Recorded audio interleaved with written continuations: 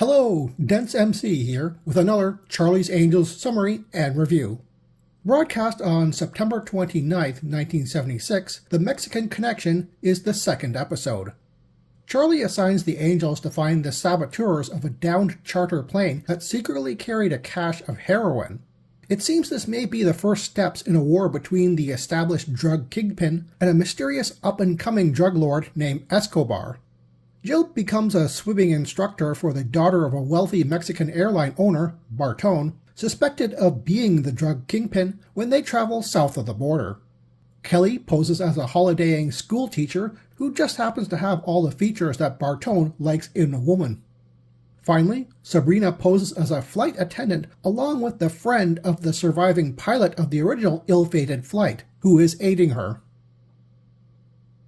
This episode features Cesar de Nova as the Mexican drug kingpin Bartone, Edward Power as Jim, the replacement pilot and helper to Sabrina's cover, Alyssa Davalos as the drug kingpin's innocent daughter Maria, and Joseph Burke as Bartone's very tall lieutenant.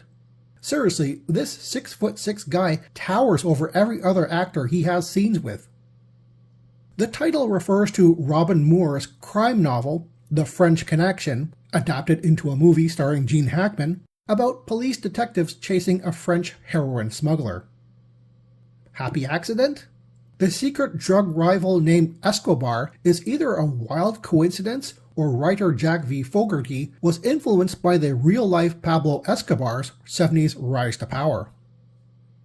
I'm not sure if this is a goof or comedic license, but Charlie initially assigns Sabrina as the flight attendant due to her knowledge of Spanish.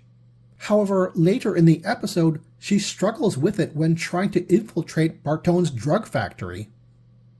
During the poolside drug in the wine bottle handoff scene, you can see that Jill orders her watches from the Sears catalog. I'm not sure whether that was meant to be product placement though. The logo might have been too small to see on 1970s TV screens. I know some reviewers thought this episode was more complex than it needed to be, but I felt it was adequately explained. While Bartone may own the airline, it's the pilots who are directly responsible for the cargo, which leads into the dual point of downing one of his aircraft full of his drugs at the beginning of the episode. It not only robs him of some of his drug stockpile, how this is stolen from him initially is never explained, but it publicly shows his buyers he can't deliver and to go somewhere else. Fashion-wise, if you want to see Farrah Fawcett in a swimsuit, this is the only Charlie's Angels option.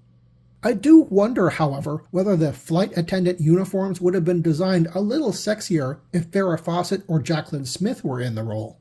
Don't get me wrong, the professional-looking uniform looks great on Kate Jackson. Interesting quotes to remember. Jill helps hide Bartone's worried daughter Maria when they bump into each other sneaking around his office. After becoming friends and continuing her swimming training, Maria says, "Jill, thanks for everything. You're an angel." With Jill responding with, "Yeah, that's what they tell me." Interesting scenes to take note of. Also a slight spoiler. When Bartone thinks he's tracked his rival Escobar down, the chair swivels to reveal Bosley. He was kind of missing in the episode up to this point, and his forceful commands to get Bartone to surrender are quite good. Sabrina is suspicious of Jim very early on due to a bad vibe. Not exactly a true spoiler, as his secret wouldn't truly be revealed until the very end of the episode.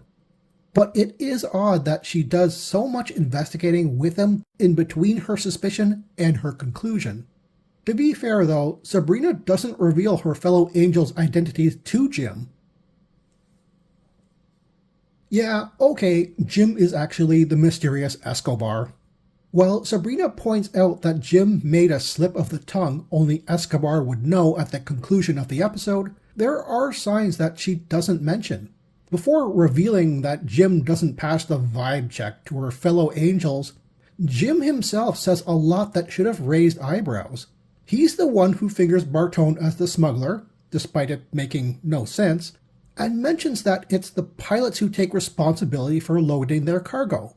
You know, pilots like himself. Another odd thing about Jim at the conclusion of the episode before his reveal, there's actually no reason for him to be with Sabrina at that point. He doesn't know what's going on until he gets to the DEA's marina ambush for Bartone. You almost get the impression that Sabrina drags him with her to see Bartone's arrest. It is nice that they mention the good fate of the helpful daughter at the end. It's not exactly a loose end, but good attention to detail.